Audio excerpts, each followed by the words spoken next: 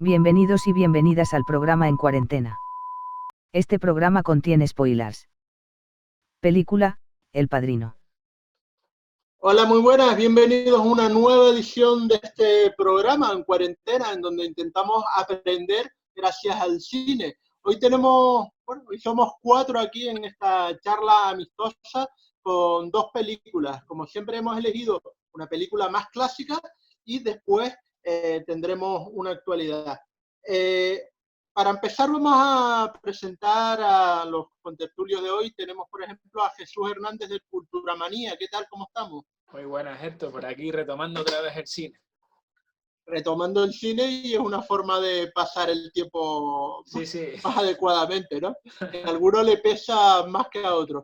¿Y qué tal, Norberto Trujillo, actor? ¿Cómo estamos? Pues muy bien, muy bien. Aquí una semana más. Una semana más pasando. Y Lucas, de Cine Más Cómics, de la Fundación, ¿cómo estamos, Lucas? Lucas Morales. Pues muy bien, con ganas de, como comentan los compañeros Norberto y Jesús, con ganas de hablar de cine un ratito y de 2 películas que las 2 me parecen fantásticas, la verdad. Así que con ganas de comentarlas y saber qué opinan ellos de estas películas. Pues al turrón, porque desde luego una de ellas es por lo menos paradigmática. A mí me gustaría intentar ponerla en solfa y que alguien pues me intente deshacer el guión, me intente, hacer un acto de fe en donde se encuentre alguna grieta en esta gran película. Estamos hablando del Padrino, la primera parte del Padrino fue editada en el año 1972. La dirección fue de Francis Ford Coppola, que después dirigiría El Padrino 2, evidentemente, películas como La Conversación, Apocalypse Now y, por ejemplo, Bram Stoker's Drácula, ¿no? La que fue película de Keanu Reeves, entre otros, en los años ya 90. La fotografía fue de Gordon Willis y el reparto es alucinante. Ya opinaremos sobre él mismo, pero tenemos a Vito Corleone, que era Marlon Brando, Al Pacino como este padrino joven, Michael Corleone, Santino, Sonny Corleone, James Caan, Richard Castellano como Peter Clemenza, Diane Keaton, Kai Adams, ¿no? Taylor Shire como Connie Corleone y Robert Duvall como el consigliere, como Tom Hagen. Bueno, al turrón, señores, al hecho, vamos a opinar sobre El Padrino, por lo menos una opinión, digamos, primera, y también una nota, a ver si se puede notificar algo del Padrino o calificar para ser más concretos. Empezamos por ti, Lucas, por ejemplo. Vale, bueno, me tocó entonces abrir la lata. Yo, a ver, sinceramente por ser escuetos, ¿no? Yo creo que es una película redonda. Antes comentaba Héctor de buscarle algún agujero de guión. Yo lo veo sumamente complicado intentar tirar abajo esta película. Y una nota, pues, también partiendo un poquito de las notas de la semana pasada, pues yo creo que esta película se merecería un 9 o un 9,5, probablemente. Norberto, tu turno. Bueno, es que con El Padrino hoy vamos a tener cañita, ¿eh? Porque menuda joya, menuda obra de arte. Ay, pensaba que ibas a decir que no te gustaba. Hombre, yo creo que habrá gente, que serán por lógica, serán menos, que no le guste, y creo que tendrán razón también, y tendrán sus motivos por el cual la peli no vale un pimiento, ¿no? Yo no estoy de acuerdo, pero para eso están los gustos, ¿no? Y creo que la peli es una obra de arte y coincido totalmente con Lucas. Creo que se merece un 9,5 porque yo no doy ni 10 ni ceros. Creo que ninguna película merece ni un 10 ni un 0. Así que 9,5 se lleva seguro. Y bueno, Jesús, quiero escucharte. Pues creo que, como han dicho los compañeros, la verdad que es una magnífica película. De un 9 no puede bajar. O sea, no le podemos dar menos del 9. Yo le doy un 9,5 como los compañeros. Y bueno, ya hablaremos muy detalladamente de la película porque hay que hablar un montón. Pero vamos, que es una magnífica película y bueno, ya detallaremos bastante la película. Bueno, hay que decir que yo también me quedo con el 9,5. Yo creo que es la nota fundamental. De hecho, creo que pondría a estas 2 partes del Padrino, tanto al Padrino 1 como al Padrino 2, con esa nota. Me gusta, digamos, comprender El Padrino 1 y El Padrino 2 como un todo y, desde luego, lo que se merece es verdaderamente este sobresaliente. Y como dice Norberto, evidentemente, no podemos poner 10, no podemos poner 0,5 ni ceros, ¿me entiendes? Entonces, yo creo que sí, que el 9,5 es una nota interesante. Vamos a abundar un poco, si les parece, en detalles de la película. El presupuesto, para ser de comienzos de los años 70, fue bastante interesante, $6 millones. Hay que decir que no contó con mucha anuencia dentro de la productora Paramount desde el principio. Se le estuvo poniendo a esta película un montón de trabas, un montón de problemas. La Paramount no contaba con el reparto que quería Francis Ford Coppola, y les cuento anécdotas. En principio no querían a Francis Ford Coppola, que era un novato, para dirigir un proyecto de estas características, y habían pensado en Sergio Leone, en Peter Bogdanovich, en Elia Kazan, casi nada, en Otto Preminger, e incluso en otro desconocido por aquel entonces, que era Costa Gavras, que después grabaría, por ejemplo, una gran película en el año 82 que se llamaría Desaparecido, Missing. Quitando estos directores, después tenían otros, digamos, protagonistas ideales para este film, que eran, por ejemplo, en el papel de Michael Corleone, Martin Sheen, David Carradine, ¿no? Con Fu, y gente como, claro, y todos estos audicionaron. Sonó también Warren Beatty, Jack Nicholson, Dustin Hoffman, Tommy Lee Jones, pero al final se lo quedó Michael Corleone, que es quien más convenció al que fuera director, a Francis Ford Coppola, que también formó parte del comité del guión. Coppola y Mario Puzo, evidentemente, el creador de este bestseller, que estuvo en el top de las listas durante 67 semanas seguidas. Otros, digamos, papeles que fueron pensados para otros actores fue Vito Corleone. Pensaban poner a Orson Welles, a Anthony Quinn, a Marlon Brando, incluso a Laurence Olivier. Y bueno, al final se lo quedó este hombre, Marlon Brando, que sencillamente se negaba a ir a un reparto de roles, ¿cómo decir?, a la prueba de rodaje, y medio convencido, medio engañado por Francis Ford Coppola, al final acudió a esta prueba, y con trucos como, por ejemplo, el cambio en la mandíbula de este prestigioso actor y este increíble actor como es nada más y nada menos que Marlon Brando, pues convenció a los ejecutivos finalmente. Hay que decir que los palos en la rueda no pararon en ningún momento. De hecho, hubo un papel fundamental de otro director principiante en aquel momento, de George Lucas, que le dijo a Coppola: aguanta, porque creo que tienes una gran historia y creo que merece mucho la pena que formes parte de este trabajo y de este proyecto. Dentro de la Paramount llegaron a decir que el director estaba realmente improvisando y que no tenía planes realmente de rodaje, que lo estaba haciendo mal. Y la crítica también iba por su operador de fotografía, el genuino y genial Gordon Willis. Lo llegaron a llamar, y lo tengo aquí apuntado porque me parece increíble, el príncipe de la oscuridad.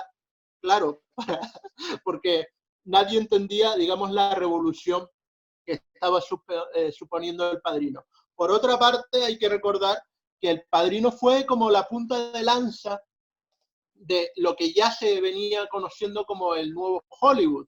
El nuevo Hollywood es algo que nace a finales de los años 80, con películas de Stanley Kubrick, como por ejemplo Odisea en el espacio, ¿verdad? 2001, una Odisea en el espacio, y esta fue la confirmación, para mi gusto, de esto que a la postre se llamó el nuevo Hollywood. Evidentemente, cuando calificamos un sistema cinematográfico o artístico general, no lo hacemos en el momento, sino justo después.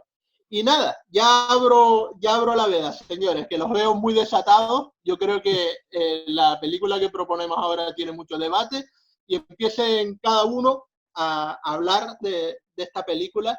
¿Qué les parece, por ejemplo, empezar por cuándo fue la primera vez que vieron la película? ¿Lo recuerdan?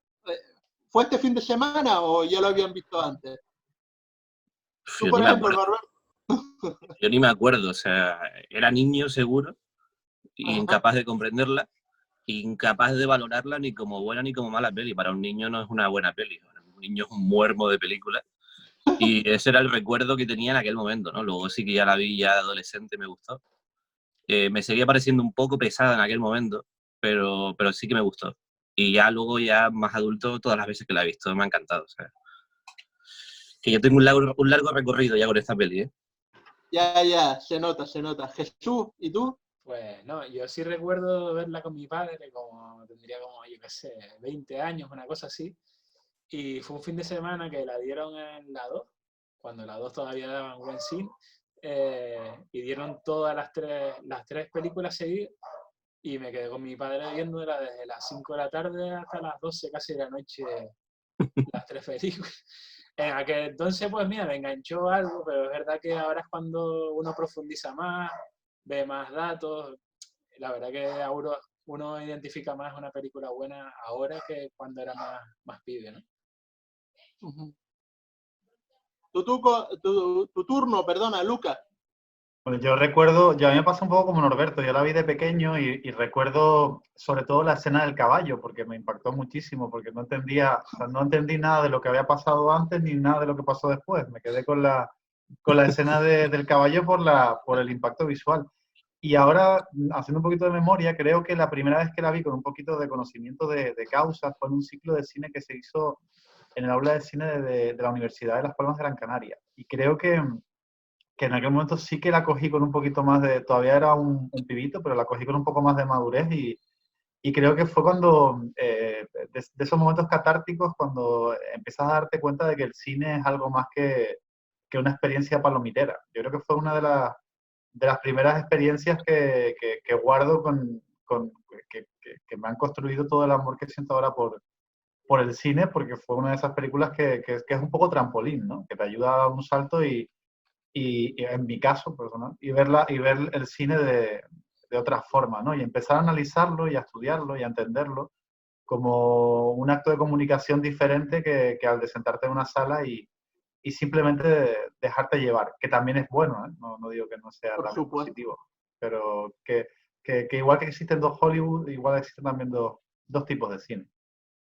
Pues mi experiencia tiene que ver más bien con la de Jesús. Hay que decir que yo la vi, como todos, de niño, pero cuando verdaderamente me caló fue en una de estas reposiciones de la 2. Discrepo con Jesús. Últimamente en la 2 están poniendo muy buen cine, casualmente yo creo, porque tiene que ver más con la coyuntura de la cuarentena que con otro factor, pero bueno, eso es otro debate. Hay que decir que yo la vi en la 2, efectivamente, de Televisión Española.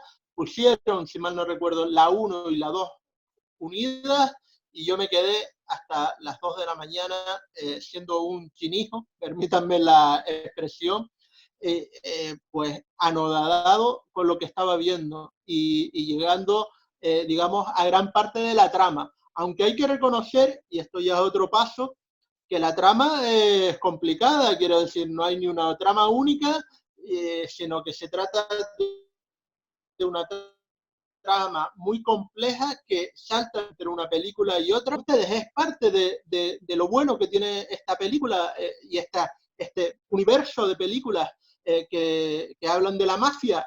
¿Cómo lo ven? ¿Se puede analizar la uno solo sin la dos? ¿O ambas tienen una magia particular? Hombre, yo lo que veo que todos siempre nos olvidamos del Padrino 3, ¿no? Como parte de Un la poco saga. sí. Yo, No es mala yo película. pues de manera muy breve también, yo creo que no creo que la trama sea tan complicada, sino quizás que es una trama demasiado coral. Y no lo digo en tono peyorativo. Intervienen muchos personajes, muchas historias, Claro, claro. y claro, quizá para cuando eres más pequeño es complicado, ¿no? Armar todas las piezas del puzzle y entenderlas. Pero creo que ahí también está la gracia. El hecho de ser capaces de construir una película que tenga tantos elementos y tantas vertientes y que al final todo llega bien a buen puerto, lo que es narrativamente, y que como espectador tengas la sensación de que te han contado una historia que tiene pies y cabeza, a pesar de que quizá pues el estilo narrativo no sea el habitual de introducción, nudo y desenlace, ¿no? Simplemente, sino que aquí estamos dando como un montón de vueltas para llegar al final. Yo creo que eso también es lo que yo no sé si los compañeros están de acuerdo, pero yo creo que eso también es lo que le da valor a esta película, si la entendemos como una biología, ¿no? El Padrino 1 y el Padrino 2. Y Sí, Norberto, yo creo que la peli, o sea, no le haría falta de ninguna manera una segunda ni una tercera. Vivimos en un mundo en el que existe una segunda y una tercera, y obviamente la segunda, al ya existir, va muy compacta, ¿no? Con la primera. Pero claro, teniendo en cuenta que en un principio no existía ni tenía por qué, la primera es absolutamente redonda, sin necesidad. O sea, realmente nosotros no necesitamos más. Cuando acaba la primera peli no necesitamos que nos cuenten más historias. La segunda peli es de esas películas que realmente porque te puede salir bien o te puede salir mal. Porque si la misma historia se hubiese contado de una peor manera, pues estaríamos con una misma historia diciendo, esta historia no era necesaria contarla. Y es que no era necesaria. Lo que pasa es que salió muy bien y tenemos dos peliculones enormes, porque, bueno, Coppola estaba iluminado esos días, ¿no? desde luego, Coppola y todo el equipo. Sí, yo por creo supuesto. que, como dice Norberto, pues yo creo que, bueno, una segunda parte y una tercera parte fue como un extra, ¿no? Ya que funcionó, pues seguimos funcionando y recaudando dinero, ¿no? Pero bueno, que el Padrino, la primera, ¿no? No hacía falta desenlazar en más películas, pero bueno, que nunca está de más, si están bien hechas, pues mira. Por Claro, es que podía supuesto, haber nos gusta. pasado lo que pasó Sí, con El Padrino 3, ¿no? O sea, con la 2 le podía haber pasado lo que le pasó con la 3, que realmente no es una película mala, pero que no está ni de lejos a la altura de las dos primeras. efectivamente. Pero afortunadamente no pasó eso y tenemos pues dos joyitas. A mí me interesa, por ejemplo, hablar en este debate de lo que habla El Padrino y de lo que habla precisamente no solo de lo obvio de una, digamos, administración, organización empresarial, evidentemente, criminal, quería decir, sino también sobre el carácter, digamos, aplicable a la empresa, aplicable a otros términos, como por ejemplo la economía. ¿Cómo ven ustedes que se desenvuelva primero Vito Corleone como empresario y después Michael Corleone como detentor de ese lujo y de esa gran empresa criminal? Y por otra parte, también me gustaría hablar de cómo desenvuelve el papel de manera tan certera como para que nosotros nos consideremos, ¿cómo decir?, atraídos por una persona como Vito Corleone, que es un asesino. ¿Cómo lo ven ustedes, estas dos cosas? Vamos a empezar por Lucas, por ejemplo. Bueno, a ver, con respecto a la parte de la mafia que comentas, pues yo creo que es un retrato de lo que es la mafia en Estados Unidos, una asociación que a pesar de ser criminal, trabaja perfectamente enlazada como si fuera una empresa, ¿no? Trabajan como un sistema empresarial, un sistema jerárquico donde existe pues un patriarca, que en este caso es Don Vito, y luego muchísimas personas pues que van orbitando alrededor y que van ayudando a que esa empresa salga adelante. Yo creo que en esta película además se consiguió una actuación tan fidedigna de lo que es la mafia. Es verdad que hay que recomendarla verla en versión original, porque este tipo de películas, sobre todo por lo que son la adopción de los acentos y por lo que varía, ¿no? Estamos acostumbrados a ver las películas dobladas y cuando nos acercamos a verlas en versión original cambia todo completamente. Los actores principales, entre ellos Al Pacino, decidieron contar con asesoramiento de mafiosos reales. Entonces, bueno, eso cuentan las anécdotas sobre la película. Y yo creo que eso es lo que le da un plus de verosimilitud. Pero bueno, yo creo que la mafia trabaje como una empresa no deja de ser un reflejo de lo que es la realidad de algo que existía y de que algo que existe y que opera bajo unos determinados códigos. De hecho, si nos vamos por poner un ejemplo, los Yakuza en Japón, Yakuza, verdad, que eran una banda criminal muy activa y su actividad principal, lo que acaba derivando es en la actividad empresarial. Porque ellos al final, o sea, ahora mismo no, los Yakuza ya no son esas bandas criminales que existían y que aterrorizaban a la sociedad japonesa, sino que ahora se han dedicado a ser ladrones de guante blanco, por decirlo de alguna forma, y aprovechando todo ese bagaje. Es que al final, si no estableces estos sistemas, estas estructuras, pues no tienes la posibilidad de sobrevivir, ¿no? Y la segunda pregunta, ¿cuál era, Héctor? Perdona. Bueno, pues a mí también se me olvidó, no, que si ustedes ven, por ejemplo, una diferencia entre la administración de este poder con respecto al mismo Vito y a Michael, si ven Porque la figura de Don Vito Corleone era atractiva, es verdad. Pues sí, yo también, creo que es porque Don Vito es un outsider y es un tipo que sigue una serie de códigos éticos y una serie de códigos morales, a pesar de que pues, pueden ser cuestionables o no, pero es un tipo que es muy fiel a sus principios, que es algo que siempre nos encanta ver en el cine, y después que es un tipo que vive fuera de lo que es lo establecido, de lo que es el mainstream, y que se ha logrado, por un lado, labrar un nombre y por otro, quizás un poco pues construir una especie de sueño americano perverso, en el sentido de que es un tipo bueno, pues un inmigrante italiano que llega a Estados Unidos y que construye un imperio, en este caso un imperio mafioso, a través de su esfuerzo y del trabajo duro, ¿no? No es otra cosa que repetir de nuevo lo que es la idea del sueño americano. Yo creo que por eso es lo que cae tan bien, porque vemos que en definitiva, que sea fiel a unos principios y que se esfuerce, pues hace que consiga que es lo que quiere, aunque en este caso lo que él quiere conseguir, pues sea cuestionable, ¿no? Norberto, ¿tu punto de vista? Bueno, yo sobre todo con lo de Vito Corleone coincido totalmente con Lucas. Creo que el tener una moralidad que sigue siendo diferente a la nuestra, ¿no? Pero que dentro de su mundo tiene una ligera moralidad cuando le proponen el trato del tráfico de drogas, pero él no quiere, él solo acepta lo del juego porque, bueno, eso la policía más o menos lo permite y el juego al final, pues mira, no está literalmente de forma directa, no mata a nadie, no te hace un daño, ¿no? Y realmente él tampoco ordena matar a alguien o se mete en esos barrizales si no es absolutamente necesario. Entonces, creo que también por eso nos parece atractivo, ¿no? Y porque trata muy bien a todo el mundo, ¿no? Entonces, hace que el personaje es como, soy solo un villano cuando no me queda otro remedio que ser un villano. Pero mientras tanto, seguiré ayudando a la gente y siendo bueno con todo el mundo, ¿no? Entonces, creo que también por eso el personaje es tan atractivo, ¿no? Y luego que lo interprete obviamente alguien como Marlon Brando, pues hace que todavía sea mejor, porque el villano, por muy bien construido que esté, si luego el actor lo interpreta como si estuviera vacío, pues da igual, ¿no? Entonces, gracias también al soporte que le da a Brando, hace que obviamente el personaje es un antihéroe, o sea, se convierte en un antihéroe a pesar de que no lo es, a pesar de que es un villano. Sí, yo como en este punto, ¿no? También estoy con Lucas y con Norberto, ¿no? Creo que es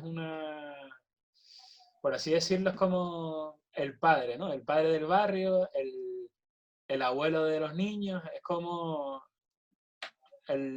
no sé, como que te protege, ¿no? En la sociedad lo ve bien, se ha hecho como la familia, ¿no? Al fin y al cabo, la mafia actúa también por esa circunstancia, ¿no? La familia, ¿no? Y yo creo que por eso está bien visto. Además, como dice Lucas, nunca se arriesga a ir más allá. ¿Sabes? Si puede hacer lo mínimo, lo hace. No se arriesga, no es no sé, no es que sea un asesino de por sí que quiera todo lo que sea a su alcance para conseguir lo máximo, ¿no? Sino lo que dejó caer es que con lo mínimo, con que tenga el poder mínimo y pueda ayudar es lo que tal, ¿no? Y la moralidad, como dicen, ¿no? La familia, el saber estar, ¿no? El saber hablar, y después, claro, interpretado por este pedazo de actor, pues, es que te engancha hasta Gana aquí, mucho. es que vamos, que... Y es curioso porque, como decía Héctor, en un principio no iba a ser Marlon Brando quien iba a coger este papel. Se habían barajado nombres como el de Laurence Olivier y otros nombres distintos. Figúrense. ¿Y quién, Sí. perdón? Que figúrense el cambio, Sí, sí. quiero decir, el contraste. Esto fue gracias No es que a Oliver no Coppola. sea una maravilla. Esto fue Hubiera gracias a cambiado Coppola completamente la que hubiera película, hecho. ¿verdad? Coppola llevó a Brando a una prueba porque él pensaba que era la mejor opción. Y Sí. hasta que no vieron la prueba, los de Paramount no estuvieron de acuerdo de que fuera Brando. Que también con el presupuesto que había en la película, tampoco estaba en la Paramount como para estar decidiendo demasiado en base al presupuesto que tenían, ¿no? Que era ínfimo. Ya. Que también Bueno, por eso en la peli vino bien Coppola, porque Coppola venía de estar rodando con Roger Corman. Entonces, ¿de quién mejor para aprender a rodar con poco que de Corman? Entonces, si tenemos en cuenta que Coppola ha demostrado, obviamente se ha demostrado con el tiempo, ¿no? Que Coppola es mejor director que Roger Corman, pues si aprovecha lo que conoció de él, de rodar con nada, pues al final queda lo que queda, ¿no? Que grabas una genialidad con muy poquito. es que, claro, yo he dicho que Francis Ford Coppola no tenía experiencia, era más novel que el resto de directores que se barajaron, pero eso no quiere decir que no hubiera ganado, por ejemplo, un Oscar guionizando Patón. O sea que estamos hablando de una persona que ya tenía, digamos, experiencia, que ya había masticado el cine. A propósito, y porque no hemos incidido directamente, actualmente, Norberto, ¿cómo te parece la película? Porque a mí me parece que es que no se puede poner ni un ápice, no ya a los principales, sino a cualquier otra parte del reparto. Muchos dicen que a lo mejor la persona, digamos, que está un poquito más floja es en el papel de Connie Corleone, esta mujer, Shire, que a propósito ya hablamos de una película de ella en la última edición. Pero ¿cómo lo ves tú, Norberto? Me interesa tu opinión. Yo no creo que esté floja en ningún momento, ¿eh? Yo creo que No, está muy bien. De hecho, lo de Coppola meter a su familia ya empezó aquí, ¿no? Pero porque ella es familia de Coppola, al fin y al cabo. a su padre. Pero Sí. por lo menos aquí acertó, no como con Sofía. Entonces, creo que en la tercera sí que hay errores de casting y en la segunda ya hablaremos si surge. Creo que también hay algún error de casting, pero en la primera creo que no. En la primera creo que todo el mundo, ya no solo es que no sea un error de casting, es que están bien dirigidos. Porque si tú tienes un mal actor, una mala actriz, que no creo que realmente eso exista, solo actores mal dirigidos, y el actor o la actriz ese día está flojo o por lo que sea no está haciéndolo como debería, y el director lo permite, la culpa nunca es del actor, la culpa siempre será del director por permitirlo, por no dedicarle más tiempo, por no buscar a otra persona que lo haga, o por no recortarlo en montaje o en guión. Entonces siempre la culpa va a ser de otra persona, que es la que ha decidido eso. Entonces yo creo que aquí las decisiones fueron bien tomadas y que todo el mundo está bien. Y si había algo malo, se quedó fuera de montaje. Porque además yo soy de los que no van a glorio a Pacino, porque Pacino, salvo que estemos ciegos, tiene una gran cantidad de películas en las que simplemente sobreactúa de principio a fin. Entonces, aquí estamos en los orígenes de Pacino, en los que Pacino actuaba bien, en los que todavía estaba comedido.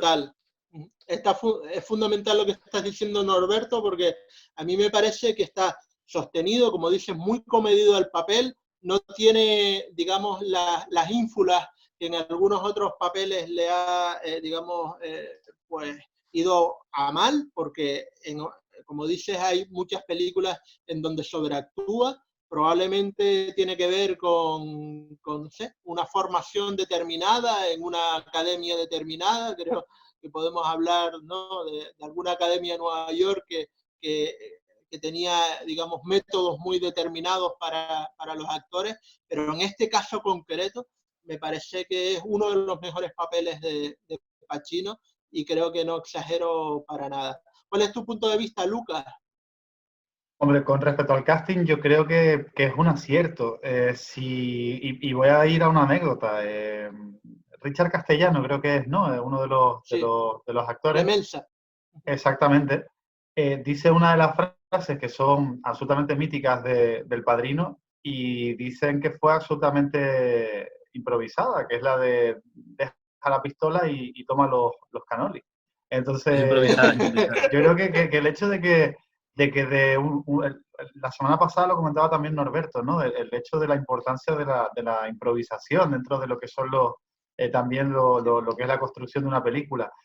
Y yo creo que un actor sea capaz un actor, por decirlo de alguna forma, casi desconocido, ¿no? Un actor que no sea un gran nombre con los que se estaban barajando dentro de lo que era el casting, o el posible casting también, deje una frase así en un momento de improvisación, una frase que ha pasado para la historia del cine, creo que habla de la calidad de todas esas personas que han ido sumando a que El Padrino sea lo que sea. Yo, vamos, el casting es que le pongo un 10 y me da pena que no tengamos más tiempo para saber qué es lo que ocurre también con el casting del Padrino 2, ¿no? Un poco de investigarlo y de saber también cuál es el punto de vista de ustedes. Si será por tiempo. Si será por tiempo. Yo creo que otro día hablaremos del Padrino 2, creo que caerá. Sí. Creo que caerá seguro, ¿no? En algún momento. Si no, la saga completa. Bueno, Jesús, no te he escuchado. El reparto, pues, excelente, la verdad. No hay donde quejarse, porque, como dice de Lucas, la improvisación de muchas de las frases de los actores, ¿no? Yo creo que es magnífica, vamos, de lujo. Y a pesar que se presentó incluso para el casting, Robert De Niro, que a lo mejor hubiera hasta jugado, bueno, no sabíamos si podría haber hecho un papel mejor que Marlon Brando, pero bueno. Hombre, para Robert De Niro Brando venía era de... muy joven todavía. no, Sería no, para Michael, ¿no? Sí, yo creo que sería para Michael, pero yo Ah. ese extremo no lo tenía controlado. La verdad que es interesante. Puede Aunque ser, hay que decir que como joven Corleone también hace un papel brutal en la segunda parte, pero eso ya sería otro cantar. No sé si, por ejemplo, Norberto Luego está de acuerdo con esto. Luego de viejo tuvo una secuenda, ¿no? Que Vito Corleone tuvo ya de mayor, tuvo una pelea y perdió el lunar que tenía ahí, la verruguita. Sí, posiblemente, sí. Bueno, señores, la verdad, yo quiero hablar también de una fricada, porque yo no sé, ustedes se habrán encontrado con este rumor que habla de naranjas y asesinatos al mismo tiempo en esta película e incluso en la saga. Se cuenta, se dice, se rumorea que siempre que hay unas naranjas en plató, muere alguna persona. Pero a mí no me pasa, quiero decir. Es verdad que cuando asesinan o tienen el intento de asesinato de Vito Corleone, hay naranjas, evidentemente está en una frutería, pero yo vi, por ejemplo, una escena en donde está el consigliere con Hagen hablando con Wolf y están cenando y hay naranjas y ahí no muere nadie. O sea que yo no sé si estas cosas a lo son mejor parte del mito. A lo mejor moría alguien y se quedó fuera de montaje. O tuvo un ataque del corazón la persona que servía las viandas, ¿no? Pero bueno, nunca se sabe. Hombre, a veces pasa que los códigos del cine se los aplicamos nosotros una vez y le buscamos la lógica, incluso hasta las lecturas a las situaciones, y los directores o los directores de fotografía, quien sea, no está pensando en absolutamente en eso, y quizás a veces son agregados que le damos nosotros como espectadores. Muchos se marcan el tanto y dicen, efectivamente, yo estaba colocando esas naranjas allí porque pensé que era el símbolo de la muerte en un país que no conozco. Pero el asunto es que yo creo que será un debate que siempre estará ahí y un dilema que nunca sabremos si es verdad o no. Yo prefiero pensar que sí es cierto y que hay una intencionalidad detrás de muchas de las cosas que a veces pues puede que hayan surgido por casualidad, ¿no? Pero eso también va un poco en la mitomanía que tiene uno, que siempre Claro, uno claro. por el cine. Hombre, yo Bueno. una de las cosas que veo en las películas, por ejemplo, es el tema de las peleas, ¿no? Si se fijan bien, es sumamente falsa, o sea, no como las actuales, o sea, las actuales películas, tuve los golpes, pero es que aquí se veían al aire los puñetazos, o sea, yo me quedé con ese rollo y Pero estuve hay una cosa en obsesionado. montaje de sonido que me parece magistral, que es cuando le va a pegar al marido de Connie, y le pega ahí en la calle, hay un golpe que se ve claramente, pero claramente, que se ve que le pasa a 1 metro de la cara, a pesar de que la actora se hace igualmente como si le hubiese dado. Ese golpe no tiene sonido. No tiene sonido. O sea, creo que ahí es una decisión de Bueno, montaje de decidir, este golpe ahí, se ha visto claramente que no lo ha dado, no claro, le metemos efecto de sonido. Y eso me sí, parece genial. Es decir, si no se ve golpe, pues no le metemos sonido de golpe, ¿no? claro, claro, eso sí. Estupendo.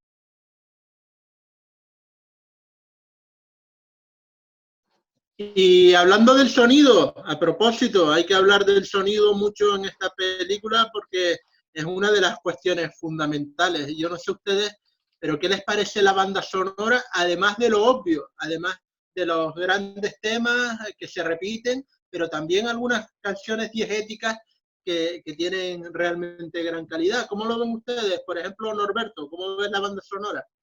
La banda sonora de Nino Rota creo que es maravillosa y creo Sin duda. que aquí obviamente Coppola, pues, no lo sé, a lo mejor alguien que sí que tenga esa información la da más certera, pero yo por intuición, yo me imagino que siendo una peli tan italiana, ¿no? Con ese corte tan italiano, eh, y no beber de la música de alguien italiano y de alguien que había hecho la música de las mejores películas de Fellini, pues era como, creo que era un paso obvio, ¿no? Un paso Sí, además sí. totalmente acertado, y creo que la banda sonora con ese Love Theme es absolutamente genial, ¿no? Sí, Estoy de acuerdo. ¿Cómo? la banda sonora es brutal, o sea, como dice Norberto, o sea, es una persona italiana, o sea, yo creo que lo más acertado que hicieron, y, y además es un ejemplo también de lo de la banda sonora, y que sea un italiano lo que le hiciera para entrar más en el detalle, en la profundidad de la mafia italiana, que es otro de los detalles de la película, o sea, la película en muchas de las cosas están eh, consultadas con bases de sociedad italiana, eh, incluso sociólogos italianos. O sea, es muy profunda la película en el sentido técnico, en el sentido de cuánto se profundizó para hacer todo, ¿no? Y la banda Sí, sonora es es que excepcional, vamos. a mí, además del tema ese principal, que desde luego marca la película de cabo a rabo, eso estaremos todos de acuerdo, también me parece que hay algunos temas diegéticos, insisto, que están dentro de lo que están escuchando los mismos protagonistas en la acción, que son estupendos. Hay canciones como Have Yourself a Little Merry Christmas, que da un ambiente de Navidad absolutamente incomparable a la ciudad de Nueva York. También algunos estándares como All of My Love de Irving Berlin, que también es uno de las canciones, digamos, de amor más destacables del periodo de Berlin. Y a mí me parece que es una película que también compone algunas canciones de folclore italiano, como La Tarantela, que, digamos, fue verdaderamente catapultada la Tarantela al conocimiento general del público, más allá de la propia Italia, evidentemente, ¿no? A nivel mundial. Y a mí me parece que desde ese punto de vista vale millones la película, vale realmente millones. También hay que destacar el sonido propiamente, por detalles como los que has dicho antes, Norberto, de quitar algún puñetazo que otro, pero también hay un momento del sonido que me parece excepcional. Cuando están en montaje, digamos, paralelo, el bautismo al que asiste el mismo Corleone, hay una disincronía dentro del sonido de unas escenas y de otras, y a mí me parece que es realmente apoteósico. Ahí es en donde verdaderamente el sonido pues se doctora, digamos, y está al nivel de la obra magna de la que estamos hablando. Evidentemente, yo creo que no hay mucho más que descubrirse, no solo en el sonido, sino en toda la película. ¿Cómo lo ves? ¿Quién falta por opinar? Bueno, Lucas. yo más que opinar de la banda sonora, porque es verdad que voy a redundar lo que han dicho los compañeros, pero sí decir que si seguimos en esa línea de contrafácticos y de cosas que podrían haber ocurrido en caso de que se hubieran tomado otras decisiones, uno de los directores, si no me equivoco, que querían que dirigiera El Padrino era Sergio Leone. Lo que pasa es que se fue a trabajar en Érase una vez América y bueno, y otra obra maestra también, vamos a decirlo, todo tiene que Por supuesto. Todo tiene que ser dicho. Creo que es la favorita de Tarantino, si no me equivoco. O esa o El bueno, el feo y el malo, no recuerdo. Pues la música sería, igual que si en el plano actoral todo sería completamente diferente, la música sería también una cosa completamente distinta y no sé si hubiera estado a la altura, porque probablemente se hubiera encargado en Ennio Morricone, vamos a ser sinceros, ¿no? Que es la persona que ha trabajado siempre, es el músico de cabecera de Sergio Leone. Otra persona italiana, pero yo creo que igual el enfoque hubiera sido diferente. Entonces, bueno, simplemente comentarlo como anécdota. Probablemente, sí. Dice Norberto que podría haber sido a base de silbidos, como era marca de la casa en Ennio Morricone, y tiene la verdad que algo de razón, Norberto. La verdad que, ojo, Érase una vez en América, es una digna sucesora del Padrino. Hay que recordar que Leone estuvo en este proyecto por lo menos 10 años grabando a tiempos, digamos, determinados con los actores y fue una obra magna que a propósito también anda por ahí y algún día podemos dedicarle tiempo a ese gran film también de mafiosos y con un tempo bastante más, incluso lento, me atrevería a decir, que esta gran obra. El Padrino, señores. Aquí están, señores. Que estas cosas todavía existen. ¿Y qué más podemos hablar sobre guión y sobre trama? A mí el otro día me ponían una celada y me decían, hombre, hay un personaje que es el de Tessio, que está en cada momento del conflicto entre la familia Corleone y la familia Tattaglia. Y a mí la celada consistía en decir, si este personaje Tessio traicionó, y se ve al final de la película, la confianza de los Corleones, ¿cómo no informaba, por ejemplo, del encuentro trampa entre Michael, el agente de policía, y también el secundario de los Tattaglia, perdón, tenía por aquí el nombre, ahora mismo se me perdió. Bueno, cuando sabemos de la escena que estamos hablando, cuando se encuentran en el restaurante, ¿verdad? Y digamos, Al Pacino coge una pistola y los mata.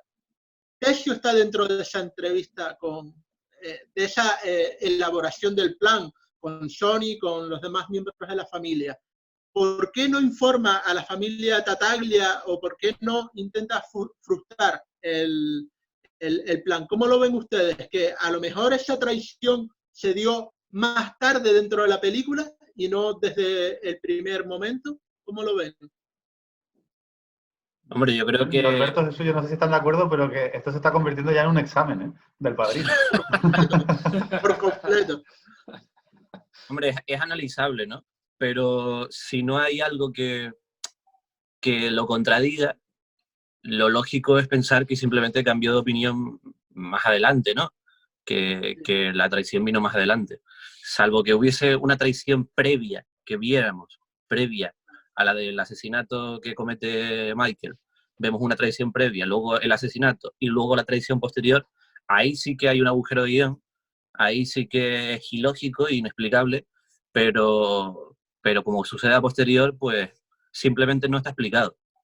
Simplemente. Pero no creo que sea un agujero de guión realmente ni un error, sino que simplemente... Me refería al asesinato, para que quede claro, de Soloso, del turco Soloso y de de McCuskey, ¿no? Este capitán, digamos, de la policía que además agrede físicamente al Pacino. ¿Tu posición, Jesús? Yo creo que, como dice Norberto, no es que haya sido un guión en esa parte. Te perdemos, sino... Jesús. A ver. Yo lo veo bien. Ahora. Yo me veo bien. Que no, yo pues creo está que... bien. No, yo creo que, como dice Norberto, no... O sea, no quiero pensar que haya sido una falta de hacer más peli, ¿no? De más guión. Sino yo creo que es algo que sucedió y que no se tenía que explicar, ¿no? No sé, yo lo entiendo así. A lo mejor en la versión está con 40 minutos más, o 40 y pico, a lo mejor está, pero yo no he visto nunca esa versión, así que no lo sé. Ya. No aparece tampoco, que yo sepa, por lo menos en esta.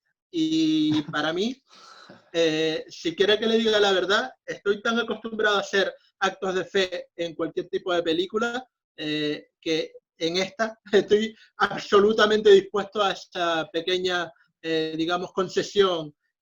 Lucas, ¿cuál es tu punto de vista?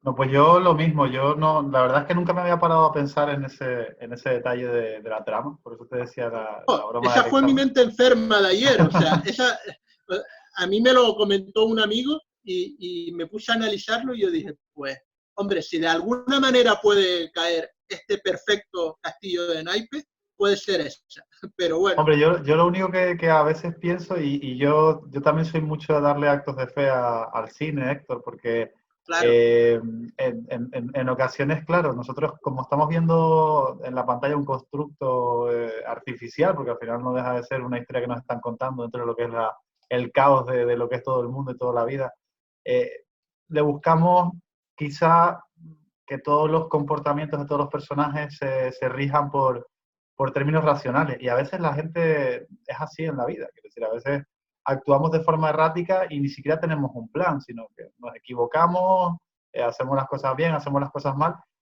y yo por eso no le doy más importancia. Y en el caso aunque fuera un agujero de guión muy grave, Héctor, como dices tú, pues yo haría el esfuerzo de hacer un acto de fe y de dejarlo pasar, porque creo que la película lo merece. Estoy totalmente de acuerdo. Si es un error del que te das cuenta 40 años más tarde, es que tal error no era tampoco, ¿no? Desde luego, no estamos hablando de las películas DCitas y Marvelitas y este tipo de guiones que en algunas ocasiones parecen más que lagunas, verdaderos océanos. Y bueno, la verdad es que no me resta hablar mucho más del Padrino. Podríamos hablar también de la trascendencia que tuvo el Padrino, no solo técnicamente, con su claroscuro, con su Caravaggio, con toda la calidad técnica que atesoró, sino también que sería incomprensible el cine, obviamente el de mafiosos, pero quitando el de mafiosos también el resto de cine que se hizo sin este trabajo tan alucinante, no solo de Scorsese, de Francis Ford Coppola, sino de todo su equipo. ¿Cómo ven ustedes El Padrino como influencia posterior y en qué película lo ven, pero claramente esta influencia de la que estamos hablando? Yo no sabría decir una peli en la que esté muy, muy influenciado, porque creo que hay muchas en las que tiene influencia, y que es una de las pelis que más se ha parodiado y en todo, ¿no? En cualquier serie que veas hay referencias al Padrino, en películas, en un montón de películas hay referencias directas, verbales, en las que se nombra la película incluso. Entonces, creo que obviamente es una de esas pelis de no tantas, de ese grupo no tan amplio de películas que pasan a la posteridad de la cultura popular, en la que se nombra en todas partes, ¿no? O sea, una peli de superhéroes como cualquiera de Marvel o DC, por muy buena que sea, actualmente ninguna ha creado ese boom de cultura popular en la que veamos cualquier peli y la estén nombrando Avengers Endgame o estén nombrando El Hombre de Acero. Pero con El Padrino sí ocurre, ¿no? Que la nombran en cualquier parte, ¿no? Creo que no hay producciones al año en las que, o sea, que no hay año en el que no salgan producciones en las que se hagan muchas referencias al Padrino, ¿no? Estoy de acuerdo. Sí, ¿Tu postura? Yo Jesús. creo que sí, que hay películas que han dado, por así decirlo, una vista atrás al Padrino, ¿no? Y han hecho, bueno, han aprendido del Padrino, ¿no? Por ejemplo, una historia del Bronx, ¿no? Puede ser algo parecida, o más actual, ¿no? La serie Gomorra, ¿no? También puede ser algo parecido. Los Sopranos. O Los Sopranos incluso también. Sí, hay un montón. Yo creo que marcó un antes y un después, yo creo. Ajá. Pues yo creo, por añadir algo, que hasta Peaky Blinders, que es una serie, bueno, pues yo creo que de las mejores que están ahora mismo, que se puede ver ahora mismo, sí. Ha bebido de este tipo, de una cosa que tú comentabas incluso al principio, Héctor, que es la, ¿cómo se dice? La profesionalización del negocio de las personas que son delincuentes. Es decir, ya no es el delincuente, el ratero que va a robar en la esquina que está esperando para sacar la navaja, sino de realmente una asociación criminal que funciona de esta forma. Yo creo que se entiende la forma de ver la mafia por dentro de otra manera. Y hay un detalle que creo que también es importante y es, bueno, importante no, es curioso y es que me parece como, viendo por ejemplo, remitiéndonos a Rocky, que la vimos la semana pasada, cómo las películas que siguen una línea desastrosa en su producción, sobre todo de esa época, acaban convirtiéndose en auténticas obras maestras, porque Padrino fue una película también que surgió con un sinfín de dificultades, ya no solo por todo lo que hemos ido comentando, sino un montón de dificultades a la hora de ponerlo en práctica. Costaba apostar por una película de este tipo y fíjate que al final se consiguió hacer meridianamente dentro de lo que tenía en la cabeza, una imagen de lo que tenía en la cabeza Coppola, y ha salido una de las mejores películas de la historia sin duda alguna. Entonces creo que esa línea igual que pasó con Apocalypse Now, esa línea de las producciones malditas que luego se convierten en grandes obras del cine. No sé si fuera por añadir un detalle diferente. Mucha tela que cortar, por ejemplo, en Apocalypse Now, también del mismo director. Bueno, yo creo que vamos finalizando ya nuestro contacto con El Padrino 1, que ha sido largo y extenso este placer de hablar de esta gran película. Pero yo les voy a pedir y les voy a poner otra celada a ustedes también, y una trampa. Díganme cada uno su escena favorita. La que yo sé que, a ver, esto es dificilísimo porque estamos hablando de una película muy lujosa, pero yo creo que todos tenemos nuestro corazoncito. Y vamos a empezar por Lucas, ya que lo vea sintiendo. ¿Sí? De manera no, a ver, yo lo tengo muy claro, pero el detalle es sobre todo por... yo no sé si han leído la novela, cómo empieza. La novela empieza de una manera muy, muy coral también, porque te va presentando diferentes personajes del mundo italoamericano que no delinquen. Y todos acaban, ante determinadas situaciones que les van ocurriendo, todos acaban pensando en Don Vito. Y a mí, claro, si lo comparas con la película, la forma de comenzar me parece que es magnífica, porque te resume todo ese sentir de un montón de personas que aman a Don Vito de una manera, o que lo tienen como un referente, o como un salvador, o como una especie de mesías moderno, lo canaliza en una escena sumamente sencilla, pero no porque sea sencilla me parece que sea fácil de hacer. Entonces, consiguen que el espectador entienda que Don Vito es el referente para toda la sociedad italoamericana bueno, no de Estados Unidos, pero sí de Nueva York. Y lo consigue con ese comienzo de la boda, ¿no? Me vienes a pedir a la boda. Pues yo creo que es fabuloso, en serio. Me parece que es una manera de comenzar y de resumir lo que es la esencia del personaje que encarna Marlon Brando, excelente. Por eso me quedo con ese comienzo. Estupendo. ¿Y la tuya, Norberto? Hombre, yo creo que la inicial es la clave de todo, porque es la que introduce la peli, la que introduce los personajes y la que ya te introduce a ti en ese universo, ¿no? Porque hay veces que una película no te introduce en la primera escena de la peli, no te introduce en ese universo, sino que te presenta algo y luego viene la introducción más adelante, ¿no? Aquí viene desde el principio y muy clara. Pero por no elegir la misma, me quedaría con ese momento en el que Michael comete el doble asesinato, porque es el momento en el que Michael pasa de ser una buena persona a ser una mala persona, de ser una persona que no quería parecerse en nada a su padre, a convertirse directamente en alguien peor que su padre, porque luego ya vemos la evolución del personaje en la que es un personaje en ciertos puntos bastante deleznable, ¿no? Así que creo que me quedo con ese. Pues yo estaba ¿Y la justo tuya, pensando, en la de Norberto por no copiar la de Lucas, porque me parecen dos fenomenales escenas, vamos, que no tengo otra donde elegir. La verdad que son Bueno, las que marcaron son esas dos perfectamente. pues yo tengo otra diferente, porque esto, claro, esto va por barrios y esto va por sensaciones, incluso por el día que lo ves, incluso por la sensación que te muestra. Yo me quedo con la muerte de Vito Corleone y también con la fuerza que le da esa escena de la muerte de Vito Corleone con respecto a la escena anterior en donde se da cuenta uno que Vito Corleone está haciendo un testamento a su hijo. Esas palabras en donde dice, yo no tenía estos planes para ti, yo te quería como un pez gordo, como un senador, como un congresista, con alguien que cooperara con la familia, pero que no fuera tan evidente como lo que vas a hacer ahora. Johnny sí estaba preparado para esto, bueno, Fredo ya se sabe, dice el padrino, pero claro, esa no es la escena, pero la escena posterior del fallecimiento del padrino, con un niño que es la inocencia personificada,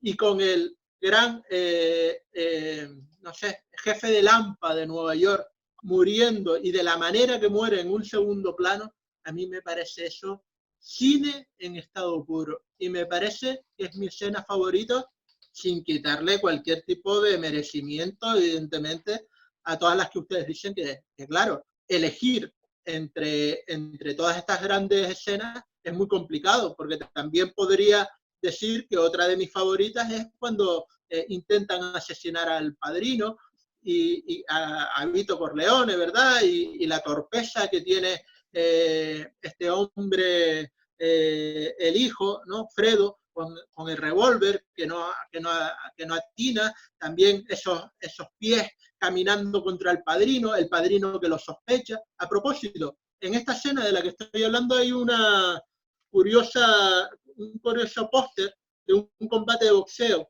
de Jake LaMotta y de Tommy Bell del 11 de enero de 1946, y todo casa porque el combate de boxeo fue real, y hay que decir que entonces la película es en el 45, en diciembre del 45, en las navidades de ese año. Y bueno, nada más. El póster aparece en Rocky también. Sí, pues imagínate, todo está engarzado. Probablemente fue idea de Talia Shire o de Coppola.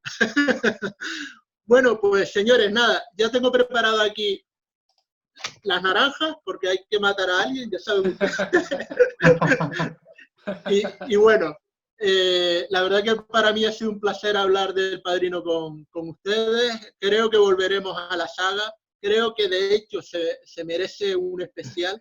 Y espero tenerlo con ustedes tres. ¿Qué demonios? Que en cuarentena, digamos, también tenga un episodio particular de la saga del Padrino 1, 2 y 3, porque además la tercera también tiene ciertos valores.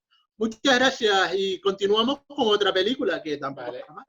Buenas. Película, Tiger Tail. Y continuamos. Después del Padrino es turno para una película más moderna que acaba de ser editada y también puesta en circulación.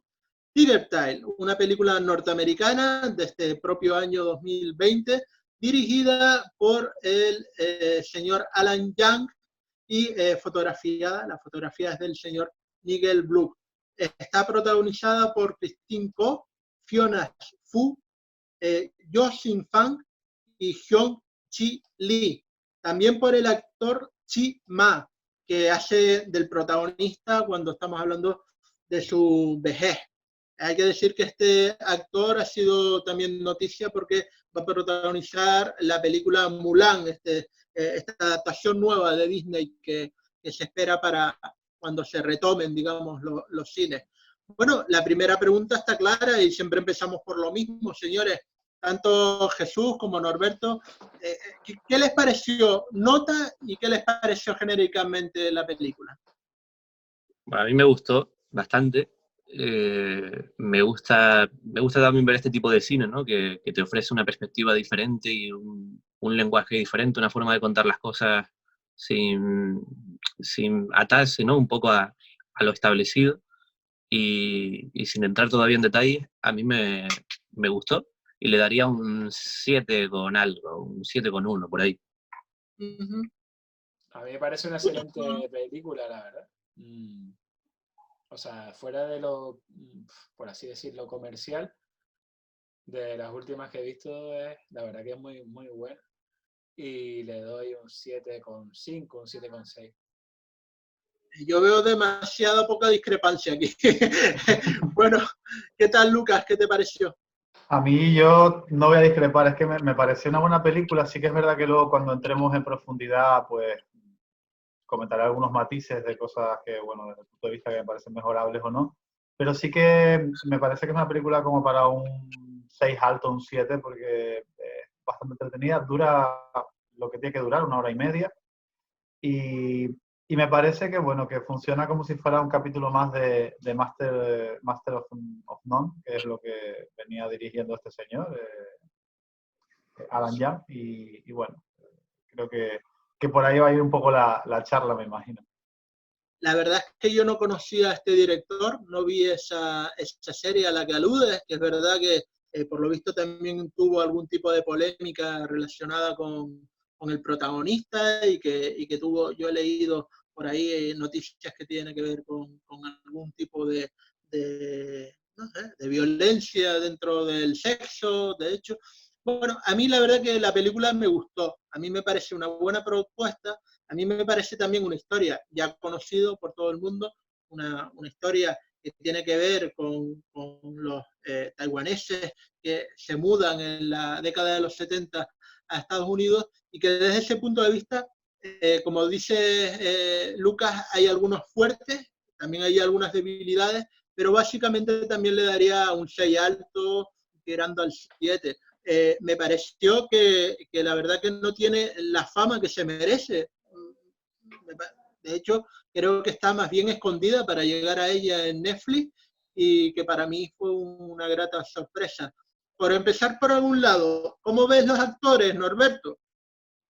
A mí me gusta porque me gustan las interpretaciones minimalistas, que son las interpretaciones reales, porque estamos acostumbrados a ver interpretaciones que no llegan a la sobreactuación, que nos parecen magníficas, todos incluido yo, las vanagloriamos, pero que no se parecen en nada a la realidad, a cómo hablamos nosotros. Cuando hablamos nosotros, salvo un momento muy extremo, no se nos desfigura la cara,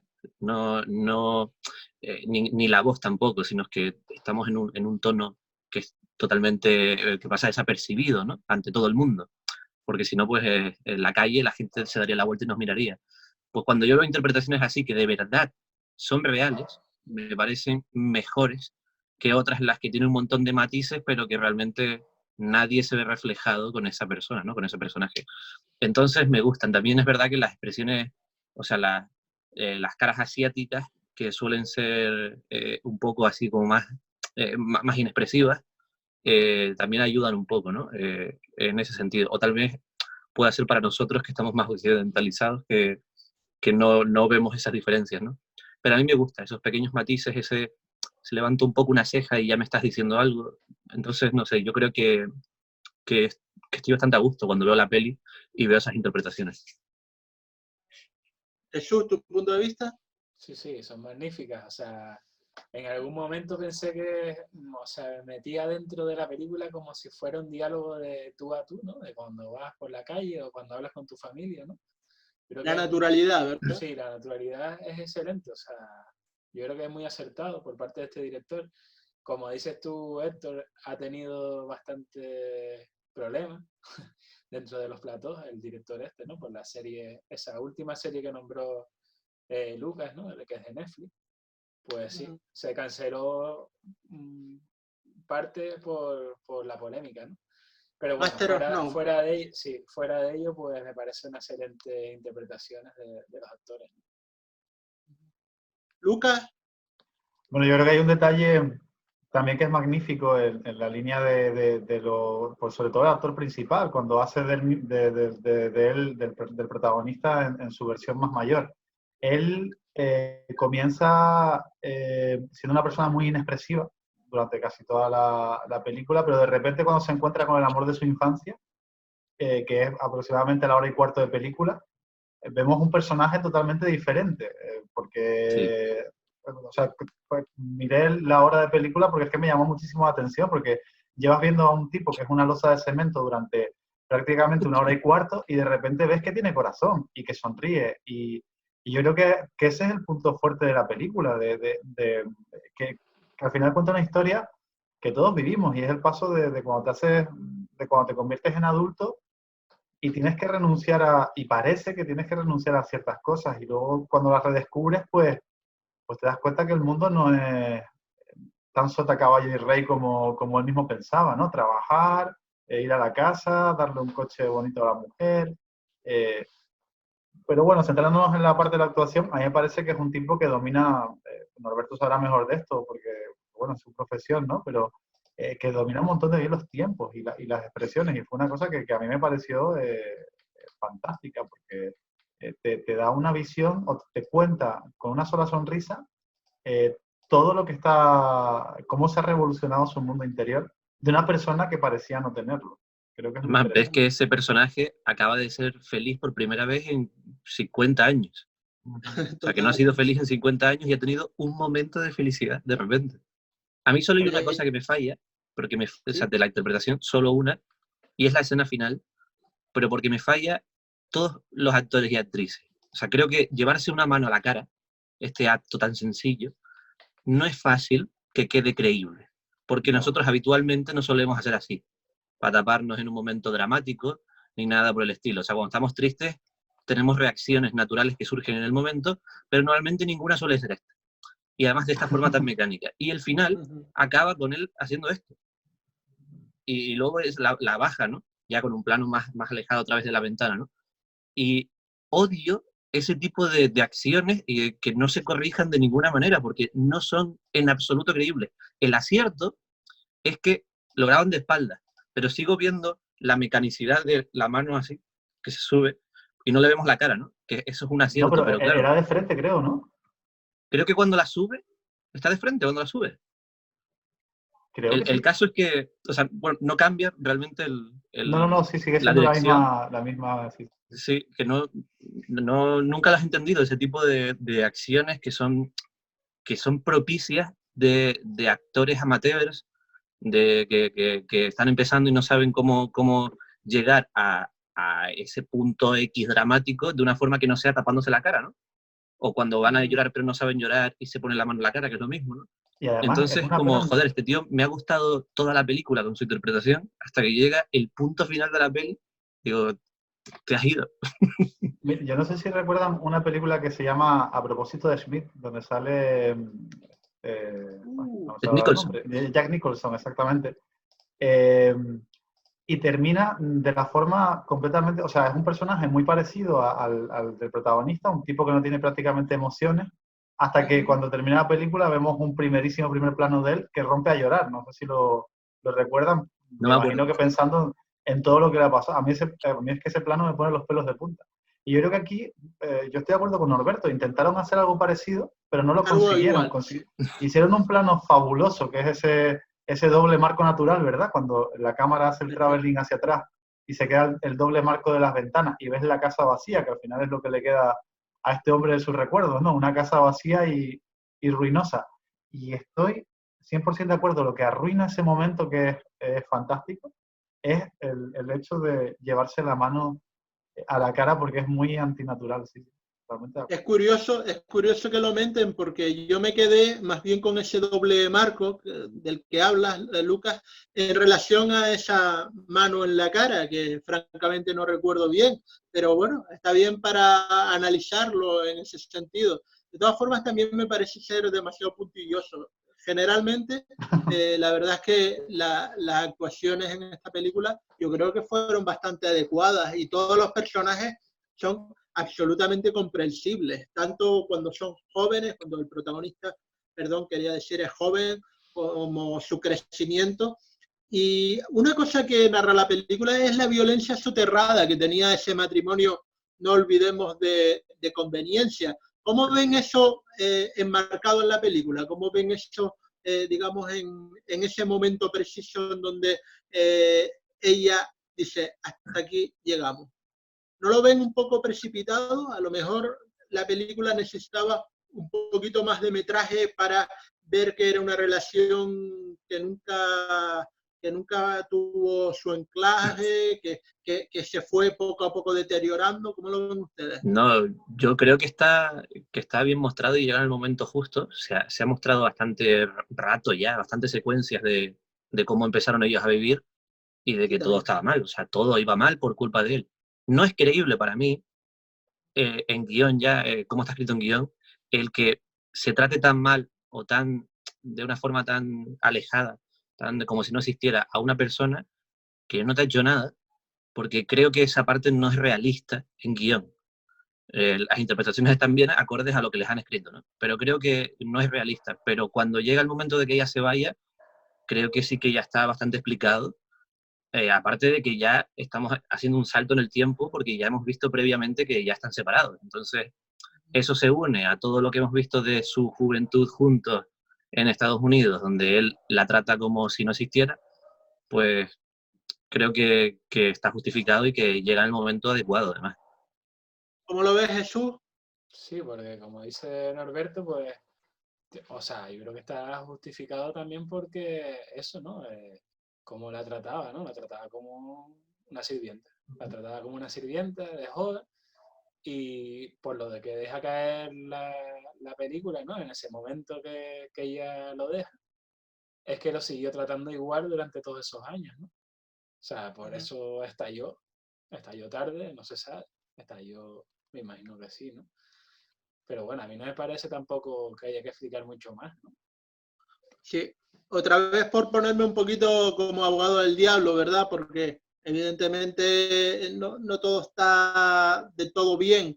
¿A usted no le parece que la película tiene un tempo determinado desde el comienzo en donde se explaya, a lo mejor hasta excesivamente, no solo en su niñez, pero sí en su juventud, y después la película va cerrando tramas demasiado rápido, o son cosas mías nada más? Hombre, me parece que con respecto a lo de con respecto a lo de su pareja, ¿no? Lo de su mujer y también con respecto al paso del tiempo, hay cosas que yo creo que están bien resueltas en ese sentido. El momento en el que entendemos que ha pasado mucho tiempo porque se ve él cerrando y abriendo la puerta del supermercado, me parece que es una manera correcta de contar, pues mira, han pasado un montón de días, pero sobre esa violencia soterrada hay un elemento que también hay que tener en cuenta y es por intentar empatizar con el protagonista, ¿no? Hay un instante que yo creo que marca un antes y un después y es en tres tiempos lo hace, ¿no? El momento de la música, ¿no? El momento de la música es lo que más le une al amor que él tenía antes, que era que fue ese momento de bailar en aquel piso y toda esta historia, ¿no? Y cuando llegan a Nueva York, a Estados Unidos, él lo primero que tiene es un tocadiscos, de lo poquito que tiene en el piso. E intenta bailar con ella. Y le dice, mira, ¿te gustaría bailar y tal? No sé, pues un poco intentando recuperar la magia de la otra relación. Entonces ella le dice que no, que es muy tímida y que no le apetece bailar. Yo creo que en ese momento a él se le cae el mundo abajo porque se da cuenta de que ella no es lo que tenía con la otra relación. Pero es que después ocurre, cuando se cuenta ese paso del tiempo, llega un momento en el que ella le pregunta que si va a tirar los discos que tiene en casa. Y él le dice que sí. Entonces yo creo que esa manera, a través de esos detalles, de contar el paso del tiempo es una manera fantástica, porque el hecho de tirarlo es un gesto rupturista con todo lo que él tenía antes y analizar o de alguna manera ya pues reconocer que lo que tenía durante la juventud no lo va a tener porque se ha metido en la edad adulta de pleno y en un mundo que bueno, que le ha obligado a ser así y él no sabe muy bien por qué. A mí lo que sí me mata dentro del tiempo, ya termino con esto, es cuando él coge un portátil y se mete en Facebook. A mí la verdad que aquello me dejó a cuadro porque de repente vemos un señor que es completamente analógico, que todo le da igual, que está más preocupado por los setos que por su mujer que tiene en casa. Exacto. Y de repente, sin ningún tipo de transición de nada, aparece con un ordenador y se mete en Facebook y de una manera muy rápida ocurre que queda con el amor de su infancia, una manera además que casi que forzada. A mí es ahí donde realmente me rompe el tiempo de la película porque me parece que no se tomaron el tiempo adecuado pues para que él tenga, pues yo qué sé, esa intención de acercarse de esa forma. Sí, porque lo que yo decía del tiempo, Lucas, y viene a colación de lo que estás hablando, creo que, vamos, desde la imagen del Facebook, vamos a decirlo así, hasta la trama de reencuentro con el antiguo amor, que ahora ya tiene su vida, evidentemente, y pues a mí me parece que es que se liquida excesivamente rápido, que ahí tenían más material para seguir trabajando, pues para hacer una segunda cita, qué sé yo. Aunque las cosas no llegaran a nada, yo soy bastante, digamos, poco propenso a querer forzar las situaciones y que esta pareja se convirtiera en una pareja real. No. Si las cosas tienen que llegar a donde llegan, pero hasta cierto momento me parece que el metraje sí está demasiado lento al comienzo y cierra tramas demasiado rápidas. No sé si lo que opinaba Norberto de su, no sé, de alguna fallo en la trama tiene que ver con esto o no. No, yo realmente es que a mí el tiempo de la peli sí me gusta.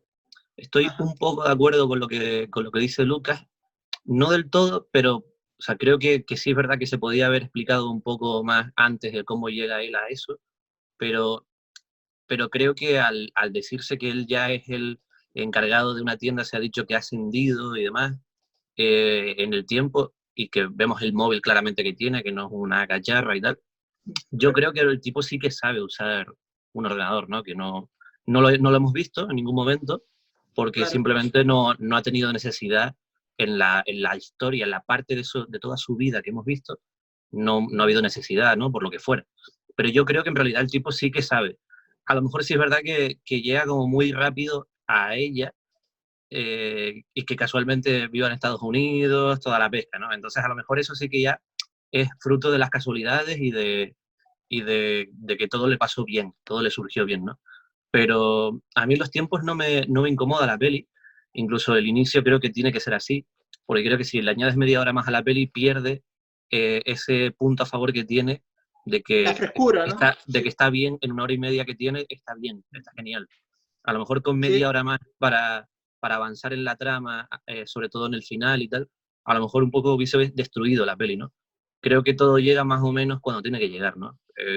A lo mejor hay algún punto que puede estar alargarse más o alguna cortarse más, pero creo que en general, para mí, la peli llega en los tiempos que tiene que llegar. Me gusta el inicio de presentar a quién era antes de ser lo que vamos a ver luego, ¿no?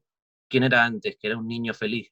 Y luego va a convertirse en ese joven que es súper pícaro, súper ligón, que es súper atrevido, a luego ver cómo se autodestruye, como comentaba Lucas, con el tema de la música, que es un hilo conductor de ese disco, ese cantante, esa canción, es un hilo conductor que ese hilo acaba con lo del perro, que se llama como el cantante, ¿no? El perro de ella. O sea, es como que todo vuelve. Estupendo. La verdad que sí, que para esto sirve también en cuarentena. Yo sí tenía digamos, alguna intención de pensar esta película como algo más largo. No diría yo media hora, pero sí algunas, digamos, partes de las tramas más redondeadas. Pero bueno, también me está convenciendo Norberto en el sentido de que no, en serio, ¿para qué estirarlo más? Si si es lo que verdaderamente se critica en muchas de las circunstancias, que las tramas parece que van ad infinitum sin tener que ir a lo concreto. Pues, Yo ¿sí? el martes pasado, que a lo mejor lo hago todos los martes, el martes pasado propuse en Instagram hacer un día de ver solo pelis muy, muy, muy, muy malas, pero no malas en plan Escuadrón Suicida, que dentro de lo que cabe la podemos poner como una peli pasable y entretenida. Pelis malas en plan de Asylum, ¿no? Y claro, las pelis de Asylum, si las ves con colegas, son divertidas, ¿no? Duren lo que duren. Pero las pelis de Asylum, si las ves tú solo, 1 hora y cuarto que suele durar cada peli, 1 hora y 20, es eterna. Es absolutamente eterna. Entonces, una peli como esta, que dura 1 hora y 32, creo, o algo así, que se haga así tan ligerita, es como, es una maravilla. Es la teoría de la relatividad de Asylum, ¿no? La conocida teoría de la relatividad de Asylum, que viéndola solo se te pasa como un infierno y con un colega es la mejor experiencia del mundo. Y con unas birras. Yo espero que en la cuarentena tengan algún colega para verla, porque si no va a ser todavía más difícil. Jesús, ¿tienes algo más que añadir? No, pues lo dicho ya por ustedes, ya, vamos, firmo 100% lo que han dicho, ¿viste? Bueno, es una película mediana con respecto a El Padrino en todos los sentidos, pero desde luego también con algunas similitudes. Evidentemente también es una familia que se muda, que emigra, ¿no? Son inmigrantes en Norteamérica además, en décadas absolutamente diferentes y de lugares totalmente diferentes, pero también tienen alguna razón de ser, ¿no? Perseguidos porque desde luego Taiwán y China no tuvieron buenas relaciones por esos momentos y había también una juventud que quería pues vivir el sueño americano. Yo creo que curiosamente las dos películas hablan de cierta forma del sueño americano y de cómo lo vive un inmigrante. Y de cómo lo Muchísimas viven gracias, dos señor. generaciones, ¿no? Que Muy algo que diferente. coincido las dos pelis es que son dos generaciones de inmigrantes. También. Y bueno, creo Bueno, sí. que hay que romper una lanza a favor de Netflix, porque esta peli Sí, no solo es que la haya puesto Netflix, sino que Netflix por también ayudó completo. en la producción de la película, no Por es que de completo. estas que compran y ya está, ¿no? Y que siempre está ese puntilla, ¿no? Contra Netflix, de que tiene un producto un poco más McDonald's, ¿no? Un poco más comida basura, y que realmente es igual que lo que dije aquella vez de la gente que opina totalmente erróneamente que solo hay remakes, secuelas, etcétera, y es porque realmente no han visto la cartelera y no han visto que hay como 15 películas de cine de autor que no van a ver en su vida. Pues con esto pasa lo mismo, ¿no? Que Netflix, claro que te va a poner en primicia, te va a poner ahí lo que, para que tú veas la peli X de acción, de superhéroes o lo que sea, porque es la que más va a vender, la que más visitas va a tener, pero tiene cine muy bueno, ¿no? De hecho, las del Padrino las he visto en Netflix, no son de Netflix, pero Netflix tiene un catálogo de pelis buenas. Sí, desde luego, y esto sí es verdad que abre cancha para que otros cines, que habitualmente es más difícil de conseguir, pues tenga perfecta cabida, porque, hombre, yo considero que evidentemente Netflix no es una casa, digamos, de bendiciones, ni de, digo, una organización no gubernamental, quería decir, ellos quieren ganar dinero, pero se demuestra que también lo pueden hacer con cine pues de otro nivel o de otros presupuestos o de otra factura. Yo, por ejemplo, dentro de la factura de esta película no echo de menos nada. Técnicamente es óptima, está bien, no vi nada mal. Y en ocasiones, como decíamos antes, con respecto al final, pues con un encuadre incluso bonito, con una idea original de un cuadro dentro de un cuadro, que deja ver las ruinas en que en realidad ese niño se convirtió con el paso de los años, y en ese sentido a mí me parece una película muy apostable y que si hubiera estado en el cine a lo mejor lo hubiera ido a ver con igual intención, y en este sentido Netflix nos la acerca, porque es muy difícil que tengan cabida, bueno, ahora en periodos de cuarentena por supuesto, pero en general en el cine físico que hemos conocido siempre. Bueno, señores, si quieren opinar algo más o añadir algo más. Por mí, perfecto, ¿eh? Perfecto. Me quedo con que hemos visto dos pelis buenas esta semana. Sí. Bueno, perfecto. hasta la próxima semana. Les dejo con más naranjas si ustedes quieren. Bueno, señores, hasta la próxima. Bueno. Nos despedimos.